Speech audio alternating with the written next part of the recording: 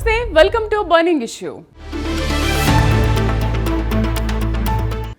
రాజకీయ చదరంగంలో ఎత్తుకు పై ఎత్తులు, స్కెచ్ వేయడంలో దిగ్గజాలను మించిపోతున్న ఎత్తుగడలు. గ్రేటర్ పీఠమే లక్ష్యంగా ఓల్డ్ ఈజ్ గోల్డ్ ఫార్ములాతో రేవంత్ రెడ్డి రచిస్తున్న సరికొత్త చరిత్ర ఇది. ఆయనకు ఉన్నది ఇప్పుడు ఒకటే గోల్: హస్తం పట్టు బిగించాలి. విశ్వనగరంపై అధికారాన్ని శాశ్వతం చేసుకోవాలి. అడ్డంకులు ఎన్ని ఉన్నా, ఎదురీత తప్పకపోయినా పదిలం చేసుకున్న పదవికి మరింత పవర్ జత చేయడమే లక్ష్యం. అందుకే హైదరాబాద్ రూపురేఖలు మార్చేస్తూ 300 వార్డుల విస్తరణతో విపక్షాల కోటలను బద్దలు కొట్టేందుకు సిద్ధమైంది పంజా. గులాబీ బాస్కు చెక్ పెడుతూ కమలం పార్టీని కంగు తినిపిస్తూ కాంగ్రెస్ వేసిన ఆ మాస్టర్ ప్లాన్ ఇప్పుడు తెలంగాణ పాలిటిక్స్లో హాట్ టాపిక్. అసలేంటి ఆ వ్యూహం? గ్రేటర్ వార్ ఈజ్ కమింగ్ అన్నట్లుగా మారిన ఆ వివరాలేంటో ఇప్పుడు చూద్దాం.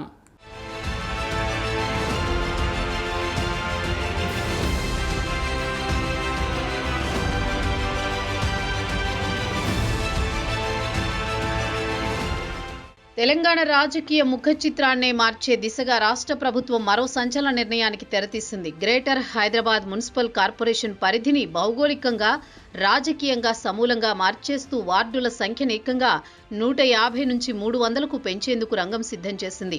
కేవలం పరిపాలనా సౌలభ్యం కోసమే ఈ నిర్ణయం తీసుకున్నామని ప్రభుత్వం చెబుతున్నప్పటికీ దీని వెనుక లోతైన రాజకీయ వ్యూహం దాగి ఉందని రాజకీయ విశ్లేషకులు భావిస్తున్నారు. 2026లో జరగబోయే జీహెచ్ఎంసీ ఎన్నికలే లక్ష్యంగా గత దశాబ్ద కాలంగా నగరంలో కోల్పోయిన పట్టును తిరిగి సాధించేందుకు కాంగ్రెస్ పార్టీ రచిస్తున్న అతిపెద్ద రాజకీయ చదరంగం ఇది.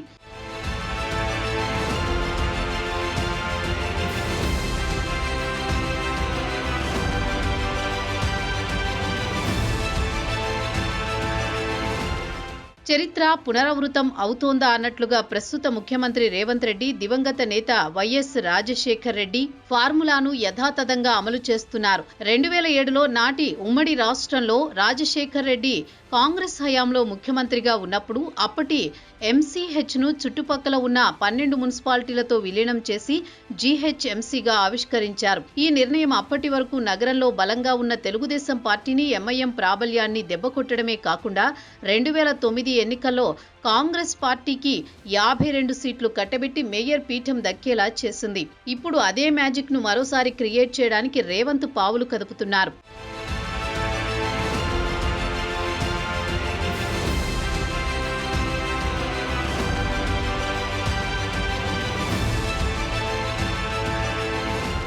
గత 2 జీహెచ్ఎంసీ ఎన్నికల ఫలితాలను పరిశీలిస్తే కాంగ్రెస్ పార్టీ దయనీయమైన స్థితి స్పష్టమవుతోంది. 2016, 2020 ఎన్నికల్లో పార్టీ కేవలం 2 సీట్లకే పరిమితమై ఘోర పరాజయాన్ని చవిచూసింది. ప్రస్తుతం నగర కోర్ ఏరియాలో బీఆర్ఎస్, బీజేపీ పార్టీలు అత్యంత బలంగా వేళ్లూనుకున్నాయి. ఈ కంచుకోటలను సాధారణ ఎన్నికల పోరులో బద్దలు కొట్టడం అసాధ్యమని భావించిన కాంగ్రెస్ నాయకత్వం వార్డుల పునర్విభజన అనే బ్రహ్మాస్త్రాన్ని ప్రయోగిస్తోంది. నగర నడిబొడ్డున బలహీనంగా ఉన్న హస్తం పార్టీకి శివారు ప్రాంతాల్లో మాత్రం బలమైన ఓటు బ్యాంకు ఉంది. అందుకే కార్పొరేషన్ పరిధిని విస్తరించి శివారు ప్రాంతాలను నగరంలో అంతర్భాగం చేయడం ద్వారా అక్కడ తమకున్న బలాన్ని ఉపయోగించి నగర ఆధిపత్యాన్ని సాధించాలన్నదే కాంగ్రెస్ ప్రధాన ఎత్తుగడ.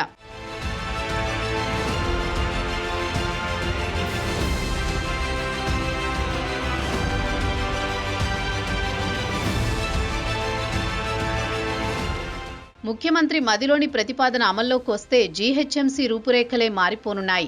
300 వార్డులతో 2053 చదరపు కిలోమీటర్ల విస్తీర్ణంతో హైదరాబాద్ మహానగరం దేశంలోనే అతిపెద్ద మున్సిపల్ కార్పొరేషన్గా అవతరించనుంది. వార్డుల సంఖ్య పరంగా దేశ రాజధాని ఢిల్లీలో 250 వార్డులు, ఆర్థిక రాజధాని ముంబైలో 227 వార్డులు కూడా హైదరాబాద్ విస్తరణ ముందు చిన్నబోయే పరిస్థితి రానుంది.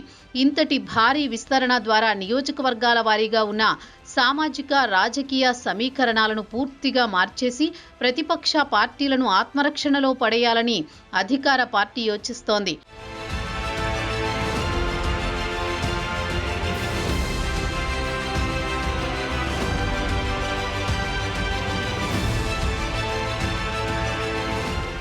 మరోవైపు ఈ 300 వార్డుల ప్రతిపాదన అమలైతే గ్రేటర్ రాజకీయాల్లో బిగ్ రీసెట్ బటన్ నొక్కినట్లే అవుతుంది. వార్డుల సంఖ్య పెరగడం అంటే ప్రస్తుతం ఉన్న వార్డుల సరిహద్దులన్నీ పూర్తిగా మారిపోతాయి. దీనివల్ల ఇన్నాళ్లుగా ఒకే వార్డులో పాతుకుపోయిన పాతతరం నాయకుల పట్టు సడలడమే కాకుండా రిజర్వేషన్ల రోస్టర్ కూడా తల్లకిందులయ్యే అవకాశం ఉంది. సిట్టింగ్ కార్పొరేటర్ల సీట్లు గల్లంతయ్యేలా చేసి ఆ స్థానంలో తమకు అనుకూలమైన కొత్త నాయకత్వాన్ని, యువ రక్తాన్ని నింపాలన్నదే రేవంత్ అసలు సిసలు వ్యూహంగా కనిపిస్తోంది. ఇది పరోక్షంగా బీఆర్ఎస్ సిట్టింగులకు చెక్ పెట్టడమే అవుతుంది.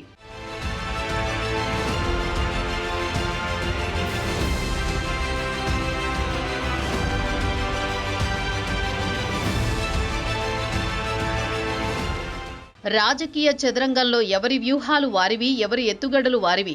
గత 10 ఏళ్ల తెలంగాణ రాజకీయాలను ఒక్కసారి పరిశీలిస్తే గులాబీ బాస్ కేసీఆర్ 2 దఫాలుగా ఉద్యమ సెంటిమెంట్ను బలంగా వాడుకుని తన ఏకఛత్రాధిపత్యాన్ని కొనసాగించారు.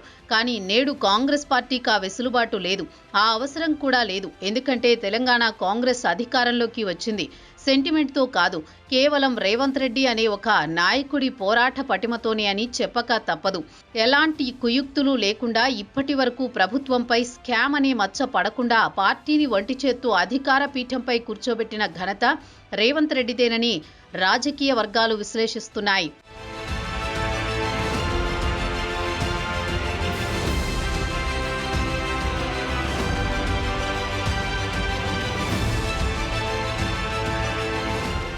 ముఖ్యంగా ఇటీవల కాలంలో జరిగిన ఎన్నికల సరళిని గమనిస్తే కాంగ్రెస్ పార్టీ గ్రామీణం నుంచి నగరానికి తన పట్టును ఎలా విస్తరించుకుంటోందో స్పష్టమవుతుంది.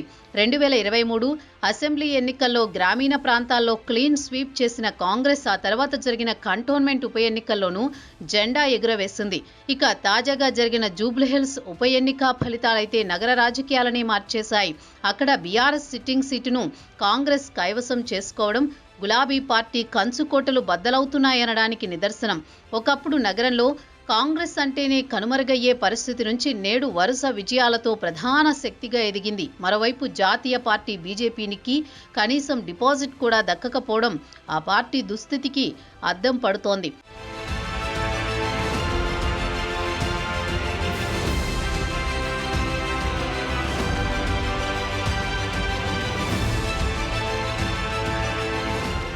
మరోవైపు ఉద్యమ పార్టీగా చెప్పుకునే బీఆర్ఎస్ అధికారం కోల్పోయాక ప్రజల్లోనూ పట్టు కోల్పోతూ రోజురోజుకు డీలా పడుతోంది. ఇలాంటి రాజకీయ శూన్యతను, తనకు ఉన్న సానుకూల పవనాలను సరిగ్గా అంచనా వేసిన రేవంత్ రెడ్డి సర్కార్ అత్యంత వ్యూహాత్మకంగా 300 వార్డుల ప్రతిపాదనను తెరపైకి తెచ్చింది. ప్రత్యర్థులు కోలుకోలేని దెబ్బతీయడానికి, ప్రజల్లో తమను పెరుగుతున్న ఆదరణను ఓట్లుగా మలుచుకోవడానికి ఇదే సరైన సమయమని కాంగ్రెస్ భావిస్తోంది. బీఆర్ఎస్, బీజేపీలు తమ ఉనికిని కాపాడుకునే పనిలో ఉండగా కాంగ్రెస్ మాత్రం గ్రేటర్ పీఠమే లక్ష్యంగా పావులు కదుపుతుండడం ఇప్పుడు పొలిటికల్ కారిడార్లో హాట్ టాపిక్గా మారింది. ఈ 300 వార్డుల విస్తరణ కేవలం పరిపాలనాపరమైన నిర్ణయం మాత్రమే కాదు, గులాబీ, కమలం పార్టీలకు చెక్ పెట్టే రేవంత్ రెడ్డి మాస్టర్ స్ట్రోక్ అని విశ్లేషకులు అభిప్రాయపడుతున్నారు. సో ఇవాళ ఓటమితోని భయపడి గ్రేటర్ హైదరాబాద్ని పెంచుతున్నాము అని చెప్పి కొన్ని వాళ్లకు అవకాశం వస్తుంది అనేసి వాళ్ళు ఏదైతే డివిజన్లు పెంచుకున్నారో దాంట్లో సైంటిఫిక్ రీజనింగ్ లేదు. మీరేమైనా ఓట్స్ పరంగా చేసినరా, ఏ డివిజన్లో ఎన్ని ఓట్స్ ఉన్నాయో ఆ లెక్కన మీరు డివైడ్ చేసిర్రా? నంబర్ 1. పాపులేషన్ సెన్సెస్ని తీసుకున్నారా, లేకుంటే ఏ టెరిటరీస్ని చూసుకున్నారు? ఒకవైపు ఆల్రెడీ అసెంబ్లీ డీలిమిటేషన్ అనేదే చర్చకు వస్తున్నది. అసెంబ్లీ డీలిమిటేషన్ కావాల్సిన అవసరం ఉన్నది. సో అసెంబ్లీ డీలిమిటేషన్ కాకముందే మీరు ఇవాళ జిహెచ్ఎంసీ డివిజన్లు చేస్తే రేపు మళ్ళా కన్ఫ్యూజన్ కాదా? ఇవాళ జిహెచ్ఎంసీ మీరు ఈ కొత్త 300 కార్పొరేటర్లను మీరు తీసుకొని వచ్చిండ్రు. రేపు డీలిమిటేషన్ అయిన తర్వాత ఒక డివిజను ఒక ఏరియా ఒక ఎమ్మెల్యే కింద ఉండి ఇంకో ఏరియా ఇంకొక ఎమ్మెల్యే కింద ఉంటే ఫండ్స్ అలొకేషన్ అనేటి ఇబ్బందులు ఉంటాయి, కన్ఫ్యూజన్ ఉంటుంది. కనీసం ఆ లాజిక్ మిస్ అయిందా? మరో ఆసక్తికరమైన కోణం ఏమిటంటే అధికార పార్టీలో టిక్కెట్ల కోసం జరిగే యుద్ధం. సాధారణంగా అధికారంలో ఉన్న పార్టీ నుంచి పోటీ చేయడానికి ఆశావహుల సంఖ్య 100ల్లో ఉంటుంది. పాత 150 వార్డుల లెక్కన చూస్తే ఒక్కో సీటుకు 4 పోటీ పడేవారు. టికెట్ రానివారు రెబల్స్గా మారి పార్టీని దెబ్బతీసేవారు. కానీ ఇప్పుడు సీటుకు 300కు పెరుగుతుండటంతో రేవంత్ రెడ్డి చేతిలో అద్భుతమైన అవకాశం ఉంది. పార్టీ కోసం కష్టపడ్డ ద్వితీయ శ్రేణి నాయకులకు, యువతకు, ఉద్యమకారులకు ఈసారి పెద్ద ఎత్తున అవకాశాలు దక్కనున్నాయి. అసంతృప్తులు బుజ్జగించడానికి, కొత్త రక్తాన్ని పార్టీలోకి ఎక్కించడానికి ఈ డబుల్ ధమాకా కాంగ్రెస్ పార్టీకి కలిసి రానుంది. నిన్నటి వరకు అవకాశం లేక మూలపడ్డ ఎంతో మందికి రేపు కార్పొరేటర్లుగా చట్టసభలో అడుగుపెట్టే గోల్డెన్ ఛాన్స్ దొరకబోతోంది.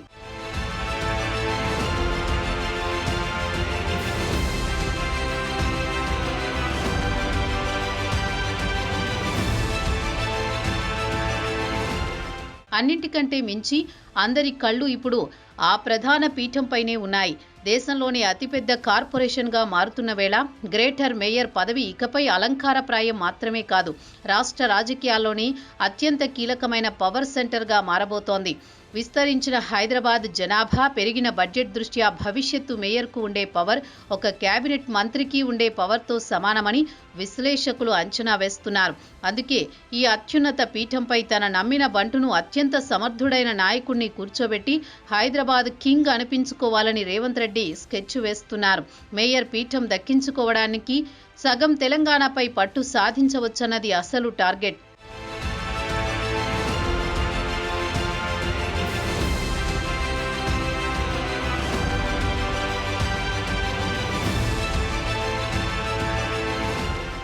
అధికార కాంగ్రెస్ విసిరిన 300 వార్డుల విస్తరణ అనే మాస్టర్ స్ట్రోక్ తెలంగాణ రాజకీయాల్లో ప్రకంపనలు సృష్టిస్తోంది. అయితే దశాబ్ద కాలం పాటు రాష్ట్రాన్ని ఏలిన బీఆర్ఎస్, కేంద్రంలో అధికారంలో ఉన్న బీజేపీలు ఈ నిర్ణయాన్ని అంత తేలిగ్గా వదిలేసేలా కనిపించడం లేదు.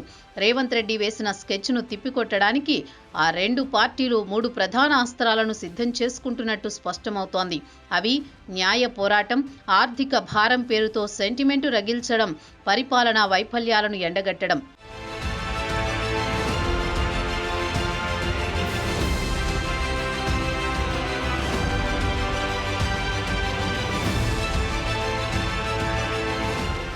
మొదటిగా ఈ వార్డుల పునర్విభజన ప్రక్రియకు న్యాయపరమైన బ్రేకులు వేయడమే విపక్షాల తక్షణ కర్తవ్యం కానుంది. వార్డుల విభజన అనేది జనాభా ప్రాతిపదికన శాస్త్రీయ పద్ధతిలో జరగాల్సి ఉంటుంది. కానీ ప్రభుత్వం తమ రాజకీయ అవసరాల కోసమే సరిహద్దులను ఇష్టారాజ్యంగా మారుస్తోందనే వాదనతో కోర్టు మెట్లు ఎక్కేందుకు విపక్షాలు సిద్ధమవుతున్నాయి. గతంలో అనేక మున్సిపల్ ఎన్నికల సమయంలో కోర్టు స్టేల ద్వారా ప్రక్రియను నిలిపివేసిన సందర్భాలున్నాయి. ఇప్పుడు కూడా ఈ వ్యవహారాన్ని న్యాయ వివాదాల్లో చిక్కుకునేలా చేసి 2026 ఎన్నికల నాటికి విస్తరణ జరగకుండా అడ్డుకోవాలన్నది వాటి ప్రధాన ఎత్తుగడ. కోర్టులో కేసు వేయడం ద్వారా ప్రభుత్వ వేగానికి కళ్ళెం వేసి ఈలోపు తమ రాజకీయ బలాన్ని పుంజుకోవాలనేది వాటి ఆలోచన.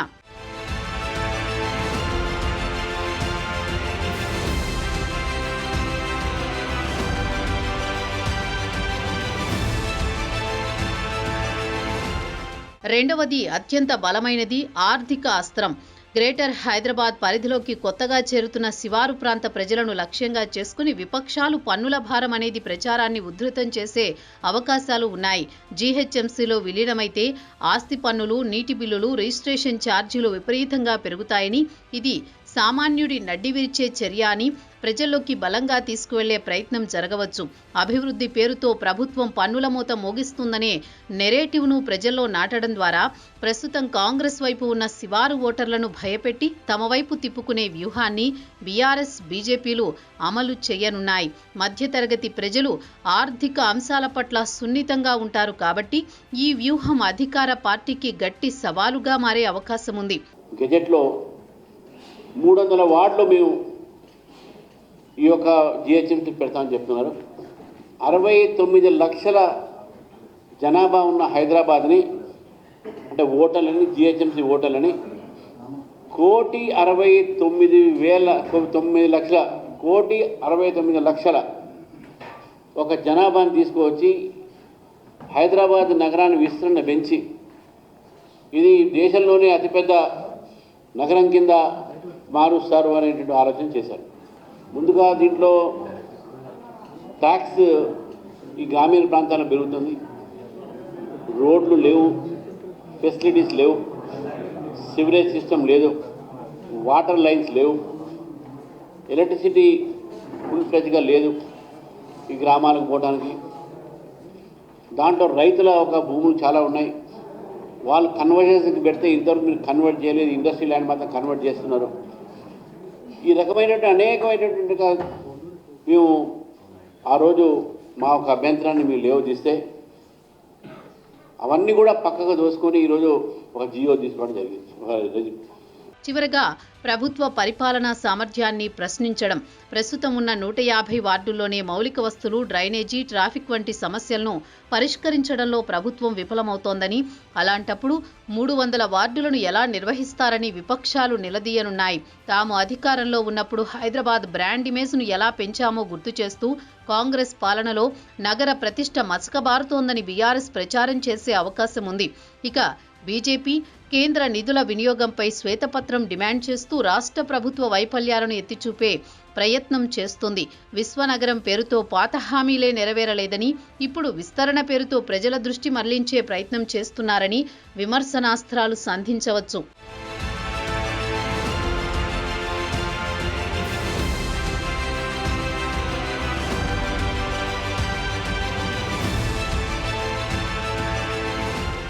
ఇక 2016-2020 జీహెచ్ఎంసీ ఎన్నికల్లో 44 సీట్లతో తన హవా కొనసాగించిన ఎంఐఎం ప్రస్తుత రాజకీయాల నేపథ్యంలో ఆ పార్టీ ఓటు బ్యాంకు కూడా కాంగ్రెస్కే బలంగా మారనుంది. మొత్తానికి వార్డుల పెంపు అనేది కేవలం ఒక పరిపాలనా నిర్ణయంగా కాకుండా అధికార విపక్షాల మధ్య ఆధిపత్య పోరుకు వేదికగా మారింది. రేవంత్ రెడ్డి దూకుడును అడ్డుకోవడానికి విపక్షాలు వేస్తున్న ఈ ఎత్తుగడలు ఏ మేరకు ఫలిస్తాయో, ప్రజలు ఎవరి వాదనను నమ్ముతారో రాబోయే రోజుల్లో తేలనుంది. బీఆర్ఎస్ బీజేపీల కోట్లలో బీటలు వారేలా చేసి గులాబీ పార్టీకి చెక్ పెట్టి కాషాయ పార్టీకి కళ్ళెం వేయాలన్న రేవంత్ రెడ్డి వ్యూహం 2026 ఎన్నికల నాటికి ఏ మేర ఫలిస్తుందో వేచి చూడాలి. ఏది ఏమైనా రాబోయే రోజుల్లో హైదరాబాద్ రాజకీయాలు రసవత్తరంగా మారడం ఖాయం.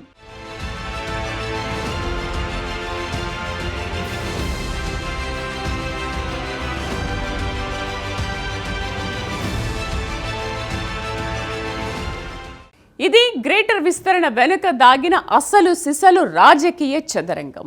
300 వార్డులనే పద్మ వ్యూహంలో విపక్షాలను బంధించి ఏకపక్ష విజయం సాధించాలన్న రేవంత్ రెడ్డి మాస్టర్ ప్లాన్ ఫలిస్తుందా, లేక న్యాయ పోరాటాలు, పన్నుల భారం అనే అస్త్రాలతో బీఆర్ఎస్ బీజేపీలు ఆ పద్మ వ్యూహాన్ని ఛేదిస్తాయా అన్నది ఇప్పుడు $1 మిలియన్ ప్రశ్న. రాజకీయం అంటేనే అవకాశవాదం, అధికారం అంటేనే ఆధిపత్య పోరు. ఈ పోరులో గెలిచి 2026లో హైదరాబాద్ కింగ్గా అవతరించేది ఎవరో కాలమే నిర్ణయిస్తుంది. అప్పటి వరకు ఈ గ్రేటర్ గేమ్లో వచ్చే ప్రతి మలుపు ఆసక్తికరమే.